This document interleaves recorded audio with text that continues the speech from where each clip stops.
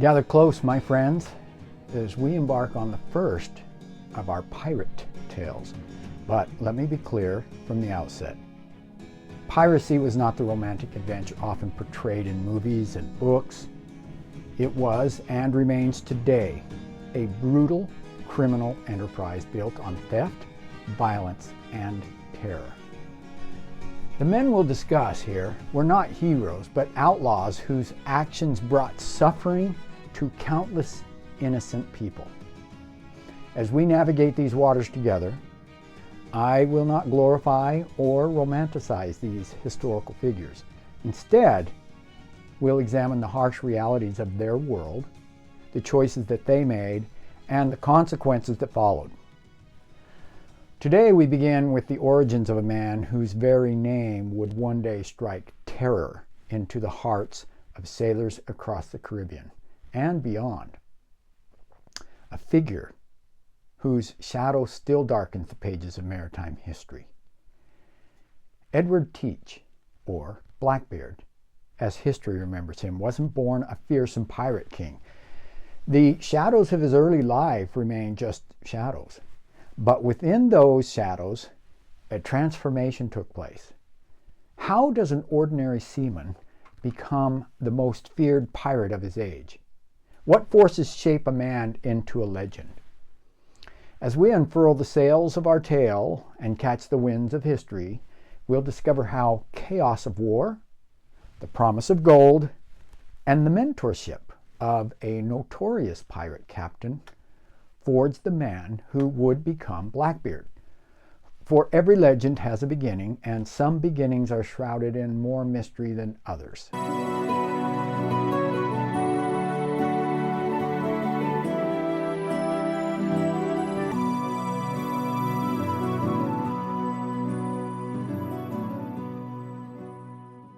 The year was 1713. The War of Spanish Succession, known in the colonies as Queen Anne's War, had finally ended after 12 long, bloody years of European conflict that had spilled across oceans to the shores of the New World. In the port of Bristol, England, among the weather-beaten sailors returning from war, was a man of imposing stature, Edward Teach. Little is known of his early years. Was he born into Bristol's merchant class, as some claim? Or did he emerge from London's shadowy streets? The truth vanishes like footprints in the tide, but what remains certain is that Teach had served as a privateer during the war, licensed by the British Crown to attack enemy vessels. A legal pirate, if you will. But now, with peace declared and the letters of marque revoked, thousands of sailors like Teach found themselves adrift. What becomes of a man trained in the arts of naval warfare when their services are no longer required? What paths remain when a man has tasted the freedom of the seas and the sweet flavor of captured prize money? To live at sea, free of lords and kings, might that not be a life worth living? This question must have whispered into the minds of many returning privateers. For some, including the towering figure of Edward Teach, the answer would reshape the very maps of power in the New World. The streets of Bristol offered little to a man accustomed to the rolling deck of a ship beneath his feet. Taverns filled with the former sailors, their pockets growing lighter with each passing day, their stories growing taller with each empty tankard. Among these men circulated tales of a place where fortunes could still be made, a place called New Providence, Nassau, in the island of New Providence in the Bahamas, had become something unprecedented. A republic of pirates. Its sheltered harbor and strategic position along the trade routes made it ideal for those who sought to prey upon merchant vessels. More importantly, its distance from European powers offered a haven where the king's laws held little sway. Edward Teach vanishes from historical records during this transition. a ghost slipping between the pages of history. But when he reappears in 1716, he is no longer merely a former privateer seeking his fortune. He has found his way to Nassau and, more significantly, into the service of Benjamin Hornigold, one of the most successful pirate captains of the era. Hornigold's ship represented a different kind of freedom than Edward had known under the Crown's service. Here was a vessel governed by the Pirates' Code, a surprisingly democratic system where captains were elected, profits were shared according to agreed-upon articles, and men of all backgrounds could rise according to their merit rather than their birth. What spoke to Edward Teach in this new world? Was it the promise of gold, the lure of freedom, or something darker, a growing appetite for power and fear that lay dormant within him? Under Hornigold's command, Teach learned the true craft of piracy.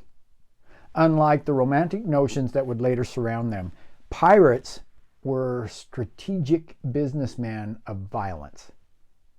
Hornigold taught Teach how to identify vulnerable targets, how to approach and board with minimal resistance, and perhaps most importantly, how to cultivate a fearsome reputation that would encourage surrender without bloodshed. A pirate's greatest weapon, Hornigold reportedly told his crew, is not his cannon or his cutlass, but the terror that precedes him. It was a lesson Edward Teach would take to heart in ways his mentor could never have anticipated. Across the azure waters of the Caribbean, the partnership of Hornigold and Teach proved increasingly successful. Merchant vessels would strike their colors at the mere sight of their approaching sails.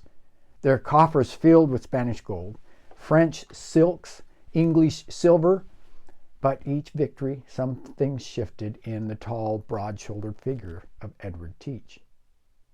The pivotal moment came in the spring of 1717. Hornigold and Teach, commanding separate vessels by this time, captured a magnificent ship called La Concorde near the island of Martinique. Built in Nantes, France, it was a sturdy, well-armed vessel engaged in the despicable slave trade. As they divided spoils, a tension hung in the air between the two captains. Hornigold, despite his piracy, maintained one curious principle. He refused to attack British ships, clinging to some vestige of patriotic loyalty, I suppose. Teach, however, had begun to see all merchant vessels as equal prey, regardless of the flags that they flew. Was it here, standing on the deck of the captured slave ship, that Edward Teach truly became Blackbeard? For it was this vessel he claimed as his own, renaming it Queen Anne's Revenge, a name that hinted at both his past in Queen Anne's War and his feelings toward the peace that had rendered his skills unwanted. The true transformation, however, was more personal. Edward Teach began to craft a new identity, one designed specifically to terrify. His beard, already full, he allowed to grow wild and untamed until it covered much of his face and chest. But the most chilling aspect of his new appearance emerged during battles. Teach would weave slow-burning hemp fuses into his beard and his hair, lighting them before his combat so that his head appeared wrapped in supernatural smoke. Imagine the sight that greeted merchant sailors. A towering man emerging from smoke of cannon fire, his eyes gleaming beneath his wild hair, his beard literally smoldering as if he were some demon risen from the underworld itself. Is it any wonder that ships often surrendered without firing a shot? As words of this terrifying figure spread through shipping lanes and ports, the name Blackbeard entered the lexicon of fear. Yet behind this carefully cultivated image was the calculating mind that Hornigold had helped shape. A mind that understood that fear was a currency as valuable as gold. By late 1717, the partnership between Hornigold and Teach had completely dissolved. Some accounts suggest Hornigold accepted the king's pardon, a general amnesty offered to pirates who would renounce their criminal ways. Others hint at a more dramatic split over Hornigold's refusal to attack British vessels. Whatever the truth, their paths diverged. Hornigold toward an eventual position as a pirate hunter, and Teach toward the infamous legend. Now in command of his own small fleet with Queen Anne's Revenge as his flagship, Blackbeard revealed the full extent of his ambitious nature. He blockaded the Charleston, South Carolina, holding the entire city hostage in exchange for medical supplies. He navigated the treacherous waters of politics, establishing a working relationship with Charles Eden, the governor of North Carolina, and all the while his legend grew. But what about the man behind the burning beard? Accounts from those who served under him suggest a captain of contradictions. Though he cultivated an image of merciless brutality, historical records show that unlike many pirates of his era, Blackbeard rarely killed or tortured captured crews. His violence was theatrical, psychological, the performance of a man who understood that reputation could accomplish what real bloodshed might not. In moments of revelry, another side of Edward Teach emerged, a man of surprising intelligence who reportedly enjoyed reading, a captain who could quote snippets of classical literature even while drinking his crew under the table. Was this perhaps evidence of the educated upbringing some historians attribute to him? Or simply the complex nature of a man who contained more depths than the ocean he sailed? As our tale draws toward its close, we find Blackbeard at the height of his powers in 1718.